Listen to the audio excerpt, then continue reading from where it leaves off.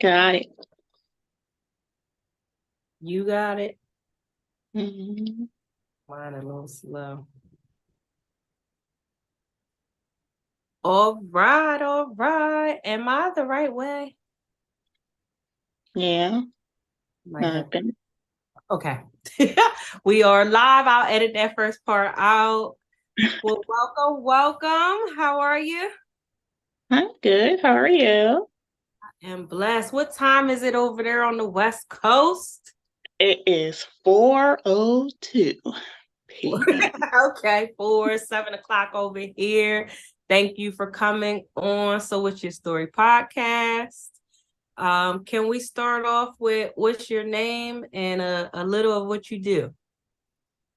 My name is TAQUIENA Osborne, and right now I'm just a stay-at-home mom. All right, stay at home mom. Is this by choice? Sort of, kind of. I ran into some medical issues, so it led me to stay at home and be able to be with my kids a little longer. All right. So tell me about your kids. How old are they? I have one who's 20, Charnel, and I have one who's 11, Peyton. I have two girls. Oh my goodness, you about to have a 21-year-old? Okay, girl. Ugh. She already trying to go to these little 18 and over clubs and stuff. I'm like, oh no. You told her Mm-mm. no? She goes, I mean, she 20 years old. Like, was we trying to hear what our parents were saying at 20 years old? No. Right, right. Oh. So let tell me about you growing up. Did you have siblings? Did you grow up in a single parent home? Were both of your parents in the home?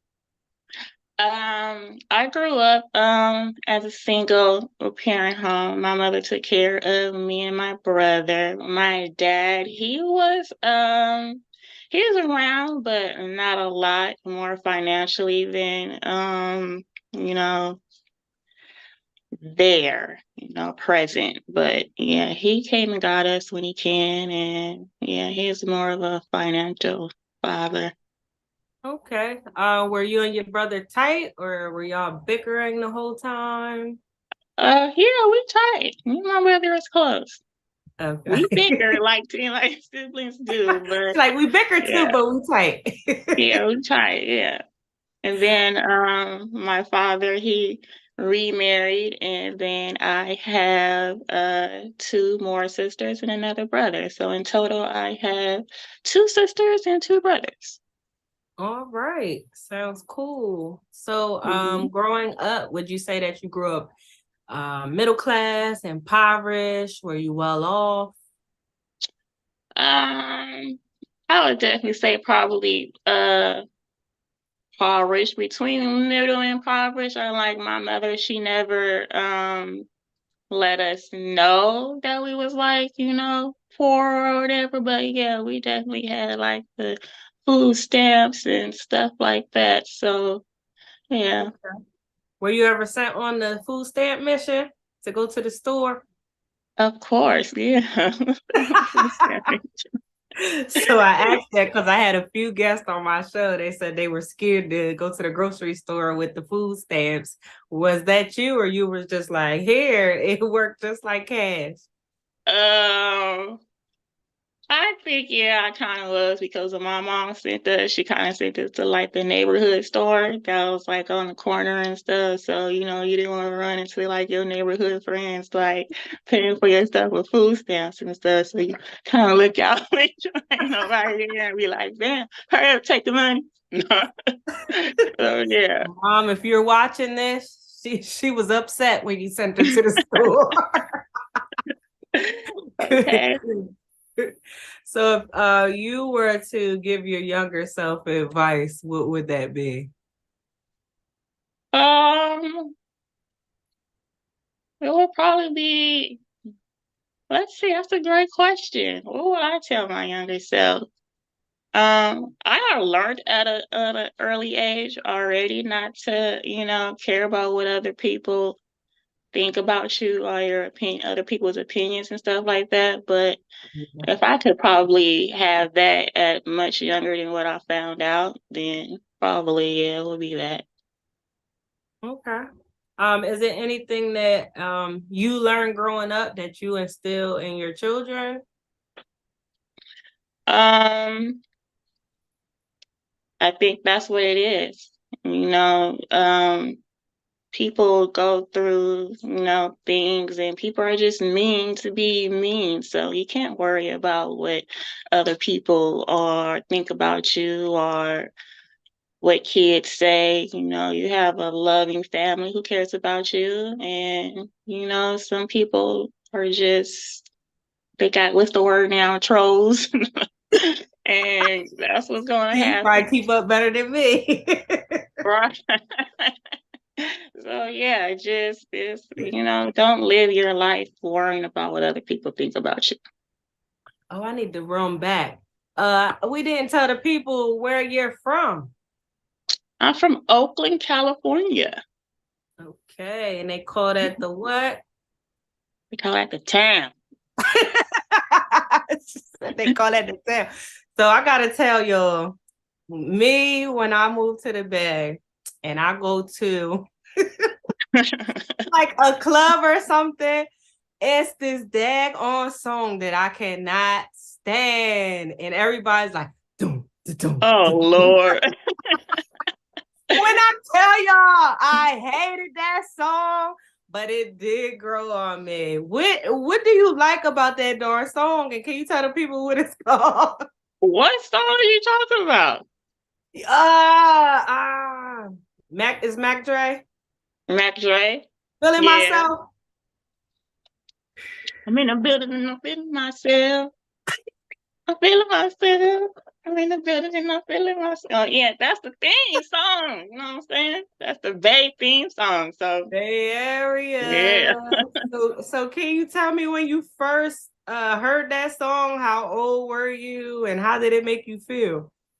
Um, when I first heard that song, I'll probably say I probably was in my 20s. And I mean, I'm from the Bay. So, like Bay Area music is what it is. And you hear some, especially when it's people that's rapping from the Bay.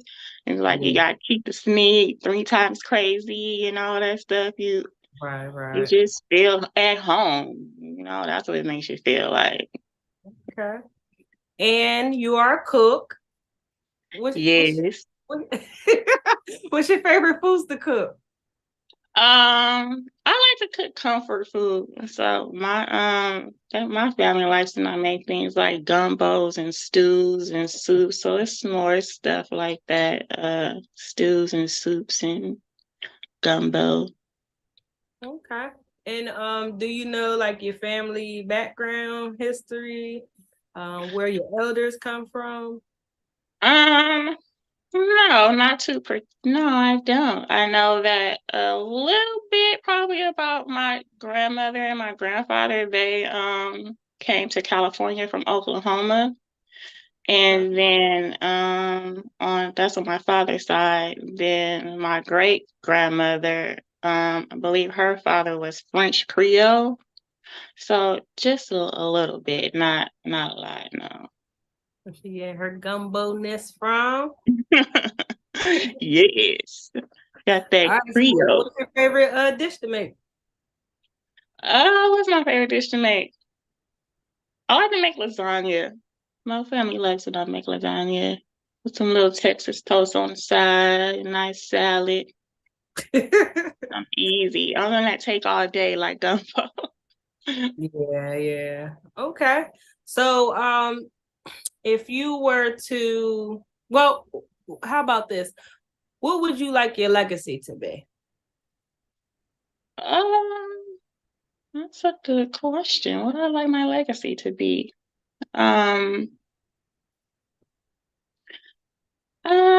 I just want to be seen as somebody who was a very caring person who loved, their family, and that's the way that I actually show my love. Is that's my one of my love languages is acts of service. So, cooking for my family and things like that. So that's what I probably want to be known as that. Someone who gives acts of service to show their love and things like that. Okay, okay. Are you still making teas? I am not. I stopped making teas. I don't know Okay. why I stopped making tea. I just, I had to, I don't know if I want to get into that later, but I had to stop a lot of stuff due to like my medical issue that came up in the roles, probably like around the beginning of last year and falling into this year and stuff. Okay. So question, did you want to get into that or you want me to brush past that? Um, we can talk a little bit about it. Yeah, I don't mind. I All am right. trying to raise awareness. All right. So can you tell the people what happened? What kind of happened prior to you finding out? Um, like were there any symptoms? Can you kind of like walk us through it from the beginning? Yeah, so what had started off was I was having a lot of pain in my what they call my Achilles. Mm. And I went to the doctor, and my doctor had diagnosed me with like some Achilles tendonitis. And she told me to put my foot in a boot and, stay off of it and everything. And after a while, the pain just started getting, more intense, and it Mm. started to ascend up my leg. So I went back to her. I was telling her, it's not really going away. Um, so she was like, give it a couple of more weeks. Really stay off of it because I was, going to work. Also, I was working at Amazon at the time, so I was like, okay, I'm really going to stay off of it. I'm really going to, do what she says. And it would not go away. It just became more intense. It started in my Achilles, it started going up to my calves, and then it started gradually going up into my hamstring, like my sciatic nerve and stuff. So initially, and this is another thing that I wanted to also talk about, that with the black and brown people, I don't feel like that we are believed a lot when we go to our doctors and tell them like our symptoms and what we're feeling. I think maybe she kind of brushed over it and thought that I was just like seeking pain medication or something like that, which, that wasn't the case. I was in pain. I wanted something to, relieve my pain, but I want you to find out What's what's going wrong on? with me, All right? right. So I had to tell her to give me an MRI. So when she did that, that's when she found that I had a tumor that was it was in my pelvis and it was pushing on my peripheral nerves. So, if people don't know what peripheral nerves is, they are the nerves that, control your movement. They control like how you move your fingers, how your legs and stuff move, and that's what this Yeah. was. It was pushing on my peripheral nerve in my spine, and it didn't look good to my neurologist. So that's when they sent me for a biopsy. And it took a long time for them to actually find out and tell me that it was a cancerous tumor. Um, that's when I found out that also that sarcoma cancers are very, very hard to diagnose. Um, I believe that I had 4 biopsies until they actually figured out that it was a cancerous tumor. Um, the Wow. one that actually diagnosed me was an open biopsy that I actually had on my birthday, which was, kind of, yeah, I'd spend the time in the hospital having surgery on my birthday to see if I have cancer or not. So yeah, that was pretty tough. Then let's see, I guess So couple of before days. you continue, can you let them know kind of the pain level? Because I know you said you kept going back to the doctor because they kept really brushing you off. But what was the pain level at that time? I would say my pain level You can was compare it at to least giving birth. huh? Compare it to giving birth. It was worse than giving birth to me. And I'm a person who had both of my kids with no epidural or anything. With my first one, I had no epidural, no pain medication, nothing at all. My second one, I did have pain medication, but I didn't receive an epidural. So to me, I felt like it was kind of worse than giving birth, especially because when you have labor pains, they come and they go. This was constant. It was constant pain all day long. And I would say it was probably like a 9 or a 10 all day long. What did they give you for that pain? They started off with giving me Narco. It's like a hydrocodone. And then when that didn't do anything, they gave me morphine. And they actually didn't give me the morphine until they found out that it was cancer. So they was like, kind of like, oh my God, well, this girl, she really is in pain. She really, until they get the diagnosis, they like, okay, well, she's not playing around. So for those who are watching and don't know, the morphine, is it addicting? Yeah, morphine can be addicting. Hmm. Okay. So you All the just pain medication can be addicting. I think the narco, I think the narco is the one that they're like, is that the one that they're having trouble with in the communities about people getting, yeah.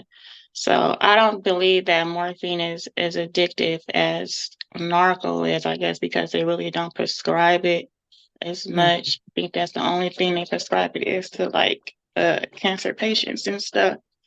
But yeah, and then girl, my pain got worse to where they actually prescribed me a whole nother thing that they say is like 10 times more potent than what morphine is. And this is called hydromorphone. So I think it's called like a Dilaudid or something is the brand name. But that was like after my surgery, after I went through a whole bunch of complications and stuff after surgery and removing it and stuff.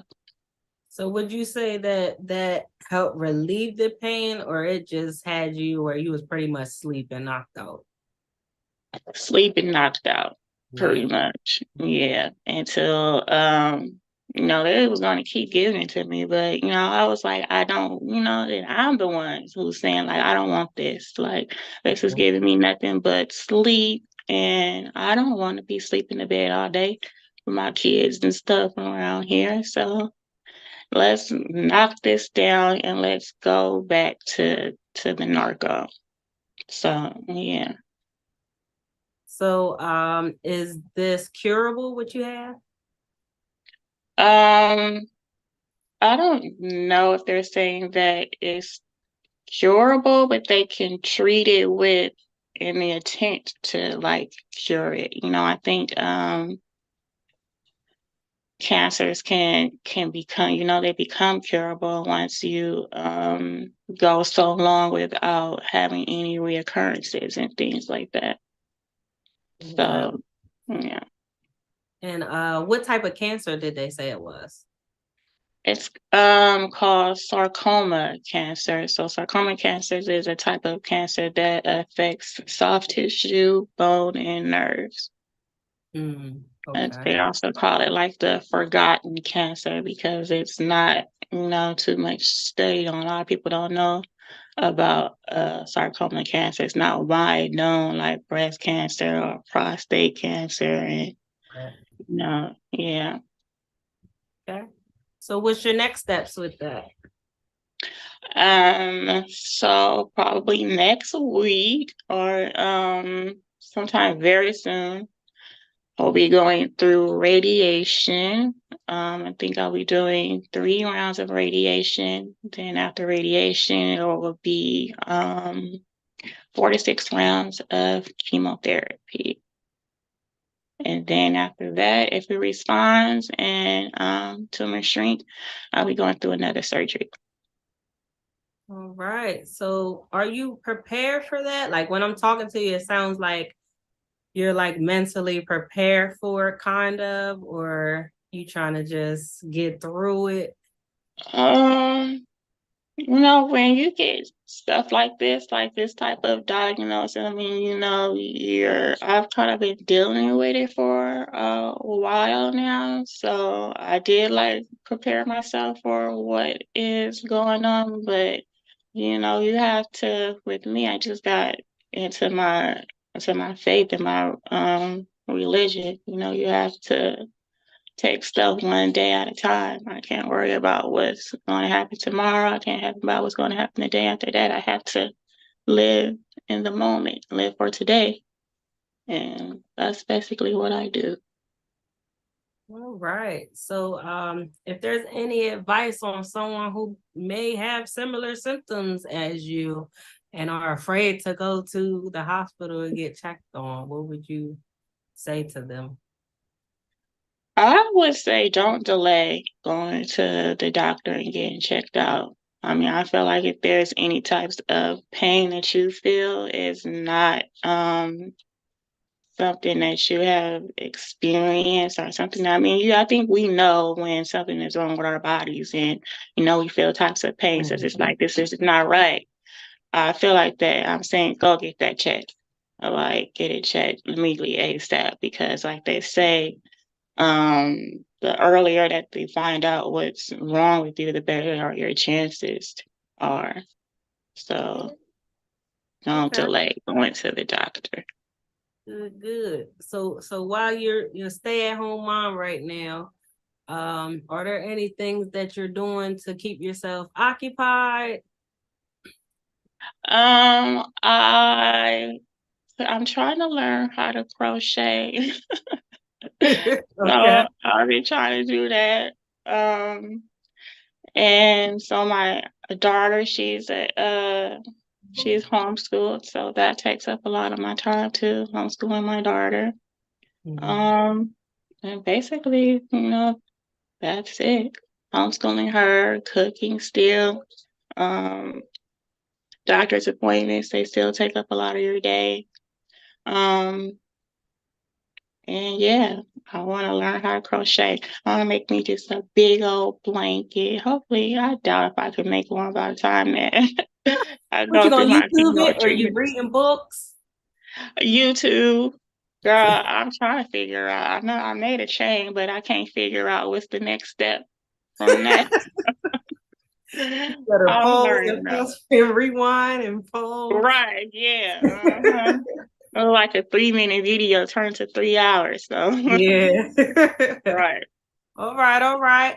If you could end us off with a quote, it could be inspirational for you and your family or for the audience, to whomever. Can you leave us off with a quote that you live by? What's a quote that I live by? Um, okay, I think that I do like one. I can't remember what verse it is. I know it's in James, in the Bible, but it says that everybody should be slow to speak and quick to listen. So I know like a lot of times people like to reply without listening to what people are saying at first.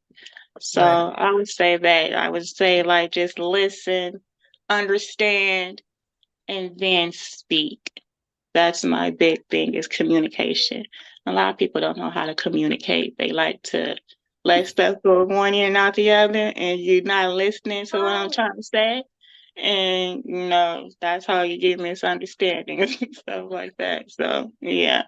That's a great quote. So if anybody wanted to reach out to you for anything, how would they reach you?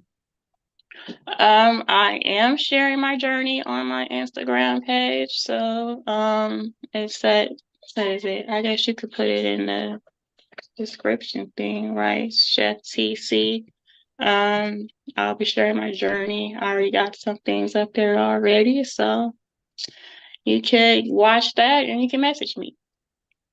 There you go. So that is Miss Osborne's story, and hope to see you again back on. Have a good